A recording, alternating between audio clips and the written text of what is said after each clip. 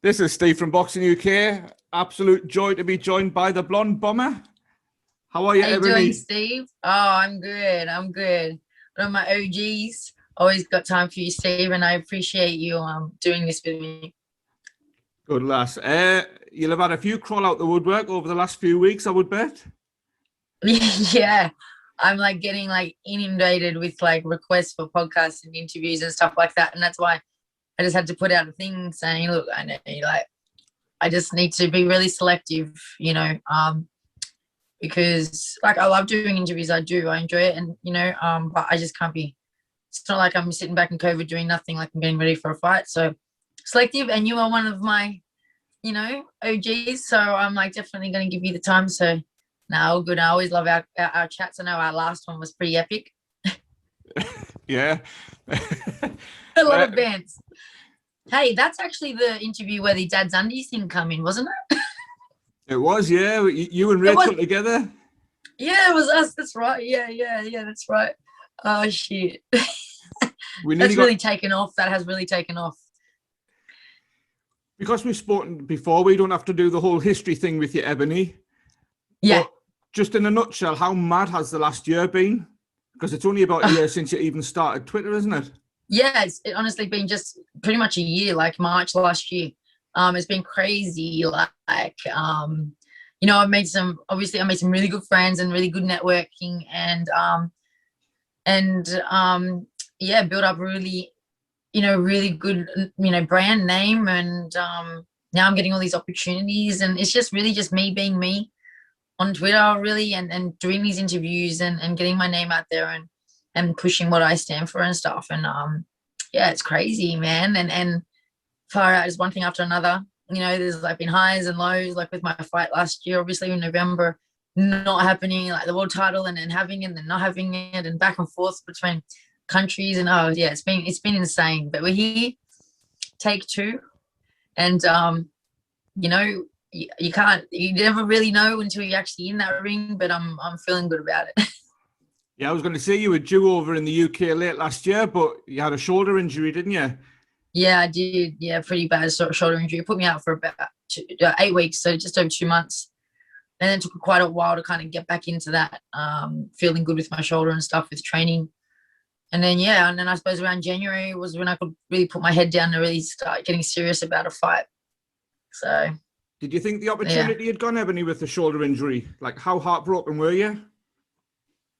No, I was very heartbroken at first. Obviously, the first week I was a mess.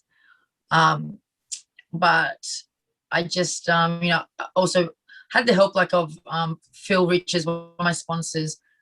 Him and his wife Ginny are just amazing people, and they kind of helped me a little bit through, like, just trying to be positive and stuff. And all right, and I just get in that positive mindset. And usually I don't feel sorry for myself for very long, because I do believe everything does happen for a reason. And I think I might have even told you this, I'm not sure, but I remember, you know, being in interviews saying straight after the injury, saying, look, you know what, it's happened for a reason. And whatever that reason is, I'm not sure, you know, but we'll find out, because something that's bad has happened to me, or when something's not happened that I was looking forward to, that next thing's always better.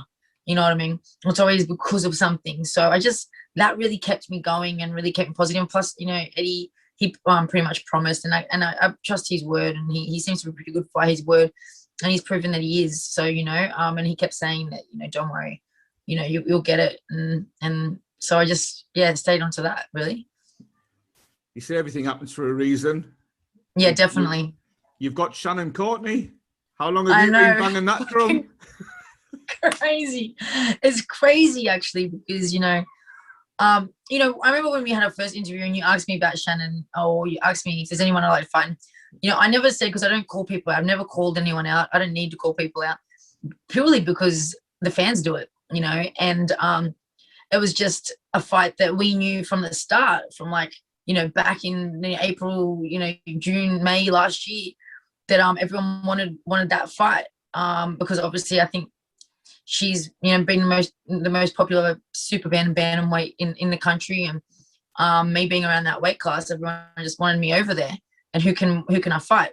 Shannon Courtenay, you know what I mean? So it just came about that, and yeah, and then obviously she fought Ball and had that loss, and so then I kind of put her back a little bit, and the whole Ball thing came about, and then Ball kind of got a bit of a, her name rise and stuff. So that's crazy because I've been friends with Rachel for about 3-4 years, so it's just crazy how it all happened. But in the end, it's like whatever the fans really wanted and what was meant to be is happening. Me and Shannon were always meant to be. It was always going to happen in this fight. 3 weeks, 4 weeks notice, like 4 weeks to prepare for it. I mean, probably, I wouldn't say that's not ideal because I've just had a fight. Sometimes, you think like, would it be good to have a whole camp to just focus on one person? Because I couldn't start thinking about Shannon or anything to do with Shannon until after I finished my last fight, But I think that fight prepared me really well mentally. I needed to get that rust out, having that fight, like just how I felt in there, like I felt good, but I definitely felt right rusty. So it was like, thank God I got that out of the way, all that that rust, because now I feel good. I feel really confident, and it couldn't have happened any better. And for me, I like to fight. Like if I could fight every weekend, I would. I'm not one of those people like I need a rest. Like let me just fucking fight. So I wasn't too fussed about the turnaround or being too close together. I didn't get injured. Yeah, it was a pretty intense fight. 8 rounds, and like we went toe to toe pretty much most of the fight. But it just, for me, it's just preparing me for the next. How long before the Carol Earl fight did you know that you were going to face Shannon? Just under 2 weeks. Right. And did that play on your mind? Were you worried about it was hard. Yeah, it was. I had to keep pushing it behind. I had to keep pushing it because of course at first I was just like, wow, oh my God, like obviously I got these world title fights happening so much sooner, and like I got Carol, and then I was like, but if I don't beat Carol, like if something goes wrong, then there goes that shot. Like so it became like this fight was even more pressure for me, and obviously I had to, like I said, I wanted to keep focusing on what was in front of me, because it's not good to get ahead of yourself, not good to look past. You can't look past. And I never underestimated Carol. I've been, I'm from Sydney. I know Carol Earl, and people overseas don't know, just look at her record, but I know her as a 45 fight professional Muay Thai kickboxing fighter that's tough as fuck. Yeah. And, I knew that if I was to stop her, that it would make a huge statement, especially because I fought in her community. She just come out of all the drums, and she came out second, and it was like really a full on thing, but she got my respect, man. She proved that she can eat punches and keep going, and she's one tough lady. So it was great prep for me, I think. But yeah, and then as soon as I won, like that was it. I was like, okay, now, like literally almost, pretty much almost as soon as I won, I was like on the phone straight away. Right, I won. Let's go. Let's do these flights. So. I was going to ask, can you talk us through since you got the decision, because you're now in Philadelphia, aren't you? I'm in Philly now, yeah. Can you talk us through those few days? It's been a bit of a blur. I mean, like if I look back, I'm like, fire, that went so fast, because straight after my fight, I didn't sleep at all that night. So that's a Saturday night. And the next day I was like, okay, well, I need to leave as soon as possible because I've only got 4 weeks from yesterday, and it takes 2 days to, like a day to get there. Then, it takes time to get over jet lag. And then I couldn't really waste any time because I didn't want to be flying like this long flight from Australia to Philly and then straight away fly from Philly to London. I wanted a bit of a break between. That's the whole point of me coming to Philly. Otherwise I do that big 25-hour flight to London, 5 days before my fight, but I don't want to do that because that flight kills you, so I had to get on top of things to organize things really fast. So on Sunday, booked my flights on Sunday. Nothing's open on Sundays, so I used Monday to quickly try and organize all my stuff, to pack all my gear and pack everything that I could think of that I might need over the next 2 months or so, because after the fight I'm looking to stay in UK for a little bit, and then then I've got quarantine, so I'm going to be away from home for quite a while. So I had to try and think of everything that I might need and do all that in a day, and then get on my flight, 25-hour flight. Had to get exemption for my flight, and also an exemption to fly. Fly and then get to Philly, and I arrived in Philly Tuesday night. Slept not bad, and then got up in the morning and trained. Like that was it, straight on it. Trained twice a day, and today's my first rest day, and it's Tuesday. So my only rest day that I had was Sunday after my fight, because I went to the gym on Monday. On the Monday before my flight, I went to the gym and trained. because I was like, no, you know, I've got a world championship to win. So. And how much are you looking forward to coming to the UK? But because that must be tinged, because you've always wanted to fight in front of UK fans, and they're not going to be there. Yeah. I know. I can't believe it. It's devastating. Because that obviously, as we know, like, is my whole goal, was always just to fight in front of the fans. It's crazy because I didn't want to come to the UK to fight Shannon. I didn't want to come to the UK to fight anyone in particular. I just wanted to fight in the UK because I love the fans over there. And that was before I even had a fan base. It was just the atmosphere that I see in British fights. And I just know how loud they are. And I just thought I want to experience that because we don't get that here. And even America's a little bit different, you know. So that's what it was all about. And it's crazy that I happened to build up such a great fan base in the UK over the last year. And it's everything that I want, except they're not able to come. But I know that it's not going to be my last fight there. So I'll just put this one on, show everyone what I'm about. And then when it does come time to fight in front of fans, I'm going to have even more fans. It's going to be even bigger and louder, you know. So I was hoping that this fight would be in front of fans. But hey, we're all doing it. We're all in the same boat. And just knowing that I have them there because I see them and I hear them all over Twitter, all over Instagram, everywhere. Like, you know, my fans are so loud and vocal that I'm feeling the love no matter what. So they'll be there in spirit. They will. Ebony, when you come over to fight Shannon, is that going to be like the end of the dream kind of thing, or are you fully because if you beat Shannon Courtenay, the world's your oyster over here. Literally. If I feel like if I beat Shannon Courtenay, not only am I going to be a fucking folk hero because everyone's DMing me, asking me to knock her out and how much they were like, I'm British and I just want you to fucking shut her up and knock her out and she's arrogant, blah, blah, all this kind of stuff. Like, it's just crazy how many messages I get. I feel like there's so much pressure on me to like fuck her up, like, because everyone just doesn't seem to like her over there. And I feel like if I win, I'm going to be like a fucking hero. Like, imagine if you win and like everyone's like lifting you up, like, yeah. Like, if there was people there, like, that's how it feels. But the messages that I get, like, it's crazy. But, you know, I'm not getting ahead of myself because I know Shannon's she's a great boxer. She's got skill, you know. She's not going to be easy. And I'm not, you know, definitely not going in there thinking this is going to be a walkover. I don't think about that about anyone. I would like to make everyone that's DMing me happy and do, you know, knock her out or, you know, win. And that's what I plan on doing. And I'm the kind of person that really losing is not an option. So I'll find a way. So yeah, and exactly, if I, you know, when I win that belt, exactly, the world's my oyster. Not just in the UK, but I think it'll open up doors everywhere. But definitely the UK. I think Eddie, you know, with Eddie Hearn as well, he'll see more of what I'm about because even he hasn't really seen much of me. Like, he has, you know, he's seen enough to know that I can fight, but it's very different than actually seeing me there in flesh at the point that I'm at now in my career compared to like a fight from a year ago. Because you're not signed up to Matchroom or anything, are you? No. Like, I would do fight contracts. But if Eddie does like Shannon, one fight, multiple fight contracts. But if you beat Shannon Courtenay, there was the expectation that you would get snapped up by Matchroom, or?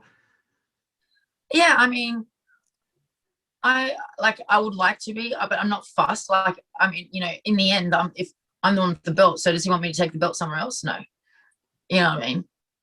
Like, because it's me, I'm the draw card here. Everyone's talking about me. No matter what fight it is, everyone's talking about me. You know, and I'm not being arrogant or anything like that, but I feel like, you know, correct me if I'm wrong, but it seems to be I'm the draw card here. You know, with the fans and with selling tickets and, you know, people wanting to see me for whatever reason it is. You know, whether they like me, they fucking hate me, they just want to see what I'm about because they haven't seen me. There's anticipation that, especially the British, they haven't seen me fight. So they just want to see it, you know. There's some obvious reasons why fans want to see you, Shannon, Ebony, but it's almost like the elephant in the room when interviewers talk to you and they skirt around the subject, but you must know why a large section of the male population want to see you fight. Oh yeah, definitely. Because they want to see my weigh-ins. And but you know, the main thing is that they actually do want to see me fight because you can say the males like they like me because I look good, right? But you know, because you're on my Twitter, most of it like they just like the fact that I banter and that I have a laugh with the boys. You know what I mean? Like, yeah, they might be attracted initially because of the way I look and whatever, but I still do feel like it's a lot to do with my personality. You know, and I'm not saying it's about my fight and my boxing, because I haven't really seen much of my boxing, but being you know, like a fan favorite, or like the people's champ, like that's, you know, that's for me, I'd love that. And if they're in love with me as a person, the Blonde Bomber, then they're going to support me. They're going to come to my fights. They're going to want to see me be successful. They're going to want to see me win. You know, so and I've purposely made the thing like where about the weigh-ins, because it's just like another little mini event that I can be excited towards. Like, not only are they excited for my fight, and if they, you know, they can be excited about joining in, you know, helping me pick a color, and it's like it's just like an it's interacting, and it's making them feel like they're part of the journey, and making them, you know, it's just that one extra thing to look forward to. It's like how Matchroom do their week in the bubble, and on Wednesdays is this, and on Thursdays they do this. Like, it's the same kind of thing, but I've done it with my own brand, because it's something I do that's different. You don't see anyone looking forward to people's weigh-ins, really, just besides wanting to know the numbers. But to make it like an actual thing where people are freaking probably going to fucking sit down and like, yeah, right, let's go. You know what I mean? They definitely will. Why not? Who cares? You know? And it's all part of the entertainment. It's an entertainment business. And it's not like I'm sitting there dancing around like, you know, whatever. Like, I'm still just in my underwear. You know, it just happens that I look good in it. That it's not, you know, it's laced. There's plenty of other people that do it. You know what I mean? It's just more about me and who I am, and how I carry myself, I think. And whatever, it's a bit of fun. But Shannon this week said it's not a lingerie competition, it's a fight. Yeah, well, actually, on the weigh-in day, it's not a fight, it's weigh-ins. And if she wants to, you know, again, wear her dad's undies, which she ditched the last weigh-ins because I said something, but now she might bring them back because I did a little poll. So let's see what she does. You know, whatever it is, she's full of shit. Like, she says that she doesn't care. But fuck, you just need to take one quick look at her Instagram to see that she fucking cares about how she looks. You know what I mean? So, you know, she can say whatever she wants and change it how she wants now. But the thing is, like, she's putting shit on me for how I am and wanting to take pride in the way I look and wanting to look good. But I just don't see. I don't see why that comes from her. Like, of all people, you know, people who she probably got slagged heaps and still does for her looks and for whatever, when she first started getting slagged about, oh, she's only getting it because she's pretty and blah, blah, blah, blah. And then she's fucking having a go at me. How much of this is because you really don't like her, Ebony, and how much of this is just to wind her up? Oh, neither. It's not that I don't like her. I don't know the girl to not like her. You know what I mean? And I respect her as a boxer, and I don't try and wind her up. I just think it's fucking funny. Like, you know, if you want to say something to me and, you know, like, kind of, you know, belittle me a little bit, like, try and look like you're being respectful, but you're not really. Like, you know, I just, of course I'm going to say something back because it winds her up more. I feel like it winds her up a lot more because I don't give a fuck. Literally. You know, I'm the one getting all the attention. So whatever I'm doing is winning. I'm the one getting all the, like, the support. So whatever I'm doing is right. Now I just got to finish business in there. And after my lingerie show, of course, because I've got to do my lingerie show. I've got to do that, you know. And then after I've had fun doing that, then we get to business. You must know what fight week's going to be like a little bit with the bubble and the quarantine and everything. Have you got anything up your sleeve for fight week? No, I have no idea what it's like. I'm just going to go in there and be myself like I'm always myself. You know, being myself has worked so far for the last 12 months, you know, for my whole life, I should say. But I mean, obviously just with this whole UK scene. So I'm just going to keep being myself. I don't go out there and try too hard. I don't try and do anything. You know, it's not me. I don't need to do that. There's no effort needed to be who I am and how I am. That's probably why it works so easily. What do you think Shannon will be like? Because she's been quite she respectful probably. in the few interviews she's done, but do you think the mask will slip?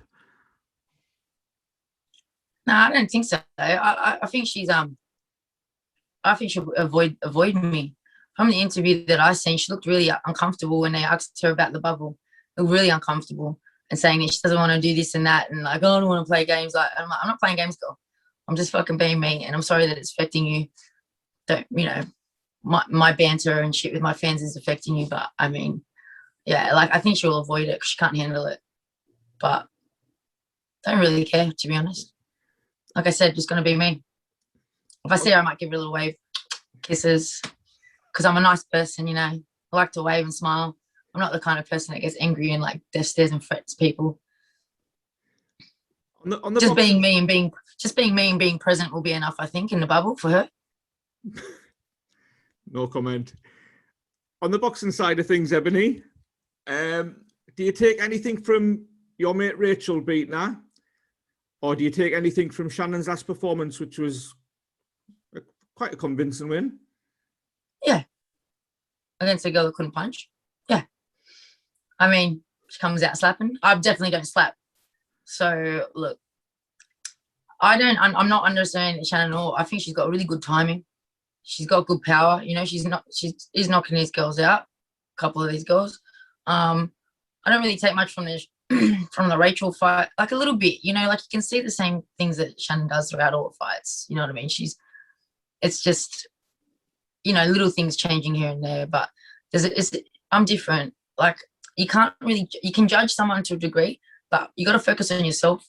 Because when I go in there, if I'm thinking about what she's going to do and what she does, like that's not going to help, because the thing is you got to focus on yourself and what you do and what I'm going to do, what I'm going to fucking do to her, not what she's going to do to me. It's what I'm going to fucking do to her. And is she going to be able to handle that? Because I'm not these other girls, you know. I'm not Norick. I'm not Rachel Ball. I'm not those other girls that I don't even know their names that she's fought before. I'm Ebanie Bridges. I'm Blond Bomber, you know. And when you get hit by me, it's very different, you know. And so it's more like, you know, all I got to focus on is doing my job. Because your style is all action, isn't it? So yeah, if you it's not even the action side. Yeah, it's not even really the action side. I don't know. Look, you guys will see. I just know what I'm working on, and I don't think she's going to be able to prepare for it. It's not necessarily my style that she'll be able to prepare for it. It's just it's me and what I've got in these hands. You know, like Mike Tyson said, everyone has a plan until they get fucking hit. Trust me, they do, and that's me included. You know what I mean?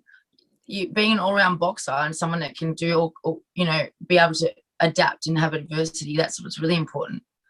You know, I haven't really had to, because I just bully everyone, you know, and I don't think it's going to be much different, to be honest, but we'll see. Maybe you might see some other sides that I need to pull out of the toolbox. Maybe you won't. Who knows? But I do know whatever it is, it's going to be exciting, because every single fight that I'm in is exciting. No matter what, no matter who I'm fighting, no matter who I'm sparring, it's exciting. Is it a little bit special because also on the 10th of April is your mate Conor Ben? Because you're good mates with Conor, aren't you? Or his dad, anyway. Well, yeah, his dad, yeah, and his sister. Yeah, well, obviously, you know, I knew Conor from when he was here in Australia years ago now. I don't even know how many years it's been since he's been in Australia, maybe 6 years or something. Yeah, I don't know, maybe 6 years. But yeah, I don't really talk to him much since then. But yeah, I mean, it'd be good to catch up and see him. As it's been a long time. But yeah, I'm just there focused on my fight and winning my world title, you know. So I think India, like his sister, will be pretty excited seeing us both up there. And how does the fight go?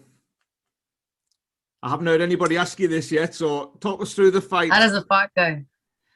Look, I don't know. Look, all I know is that